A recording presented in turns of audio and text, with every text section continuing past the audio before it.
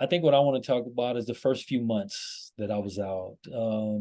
I got out, and after all that time in, I had no idea how to work anything from the stove to the refrigerator. I certainly couldn't get onto a computer and access the internet in any way. I couldn't operate the cell phone my sister had given me. I was like an infant in many ways. The world had absolutely changed. One of the things I absolutely knew I needed was a job. I didn't know how to go about it. This new world. When I left, you wanted a job. You filled out a and you went into a company and you told them, I'm looking for a job. They handed you an application, you filled it out and turned it in. In the new world, all of that stuff is online.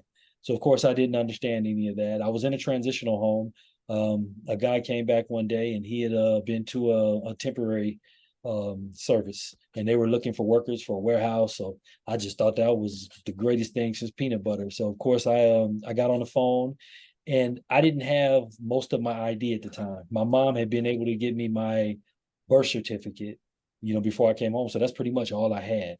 So I didn't want to like go all the way down to this place only for them to tell me, we need this and we need that, and you don't have it.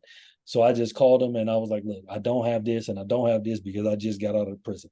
So that's a problem. Just tell me now. They were like, nah, it's not a problem. And what I found out later is this is very difficult work. They're desperate for people to do it. So they will pretty much accept you as you go. They're just like, as you get it, bring it to us.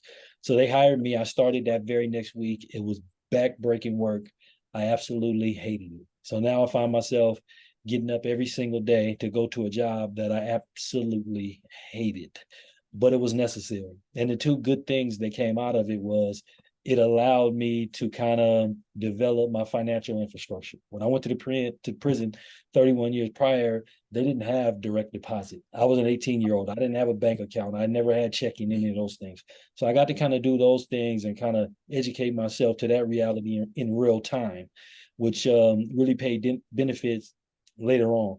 So I worked there for about 6 months. When my transitional time was up, I transitioned to my family's home about an hour and a half away. So obviously I couldn't keep that job.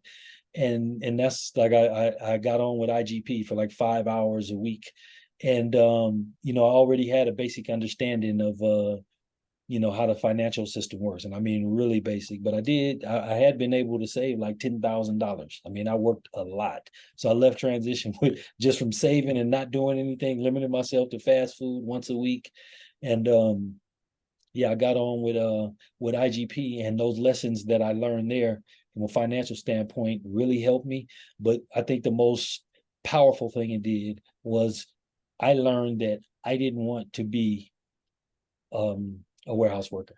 I didn't want to work labor. I couldn't do that for the rest of my life. And that got me to thinking in other terms, education. So the IGP connected me with Project Rebound at Cal State Fullerton, and almost every campus in California has an equity program that you can connect with. And they actually helped me fill out the FAFSA, which is the government aid and the acceptance application and all of that. And I was accepted into the college. And now 3 years later, I'm finishing up my bachelor's and on my way to join a master's program. And I say this, and this is really, really important because I could have toiled my life away doing something I hated doing, which is like cancer to the rest of your life. If you have to get up every single morning going to do something you hate, something that chose you didn't choose it.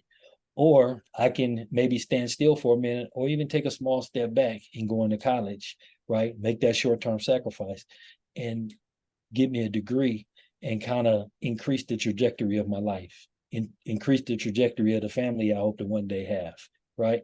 I have choices now. And that's something I didn't have, or I didn't think I had when I got out of prison. So what I want to tell you is you do have choices.